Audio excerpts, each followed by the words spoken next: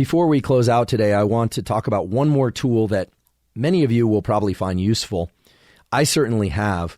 I'm a big consumer of caffeine, although I don't consume a ton of it. I consume it very consistently. So I'm big on consuming mate, which is a strong caffeinated tea, and I generally do that early in the day, although I do delay about 2 hours after I wake up for reasons I've talked about in a previous episode to maintain that nice arc of alertness and focus. Mate, also called yerba mate, is an interesting compound because unlike coffee, it has been shown to increase something called glucagon-like peptide, GLP-1, and increase leptin levels. Now, we didn't talk a lot about glucagon today. Glucagon is really elevated in the fasting state.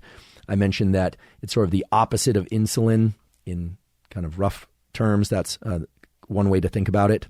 But GLP-1, or glucagon-like peptide 1, is increased by ingesting mate, and it acts as a pretty nice appetite suppressant. Now, I'm not trying to suppress my appetite. I like to eat, as I mentioned before, but it works really well to stimulate the brain and to give you a level of alertness and to do a lot of the things that coffee does. It also contains electrolytes. So we, meaning our neurons and our brain, run on a variety of factors, electrical activity and chemical transmission, et cetera, but they require adequate levels of sodium, potassium, and magnesium. Actually, if you were to learn the biology or the physiology of the action potential, the firing of a neuron, something we teach every first-year neuroscience student, and I'd be happy to teach you if you're interested, you'll hear about sodium rushing into cells and potassium entering and leaving cells in order to allow neurons to communicate. Electrolytes are critically important for the function of the nervous system.